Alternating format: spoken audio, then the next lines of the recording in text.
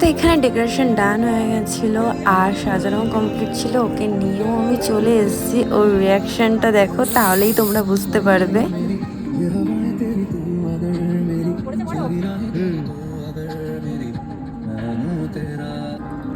কাটবে রেডি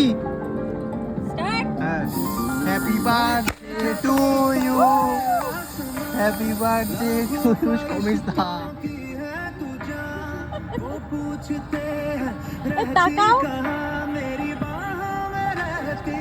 এই তো সবাইকেও কেক খাইয়ে দিল। তারপরেই তো এইখানটাই ছিল সব থেকে রোমান্টিক একটা সিন, যেখানে আমি ওকে হাঁটু গেড়ে প্রপোজ করেছিলাম। বিশ্বাস করো, এই জায়গাটায় যে এত সুন্দর একটা মুহূর্ত ছিল সেটা সবাই বলেছে। সবার মুখ থেকে শুনে নাও।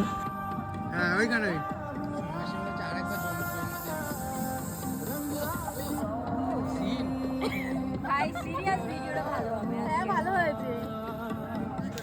বিশ্বাস করো, মন থেকে যেটা চেয়েছিলাম সেটাই হয়েছে। মন থেকে কেউ কিছু করলে সেটা ভালো হবে না এমন কোথাও লেখা আছে? অবশ্যই সেটা ভালো হবে। আর আমি মন থেকে ওকে খুব ভালোবাসি, আর সেই জন্য মন থেকে আমি যে এই ছোট্ট একটা আয়োজন করতে পেরেছি, এটা করে আমি অনেক খুশি।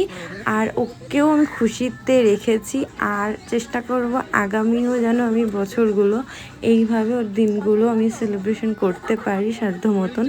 তো এখানে আমার বান্ধবী ওকে কিছু গিফট দিয়েছিল, সেটা নেক্সট পার্টে তোমাদেরকে আমি শেয়ার করব কি গিফট দিয়েছে। তো আজকের মতন ব্লগটা এইটুকুনি, দেখা হচ্ছে নেক্সট ব্লগে।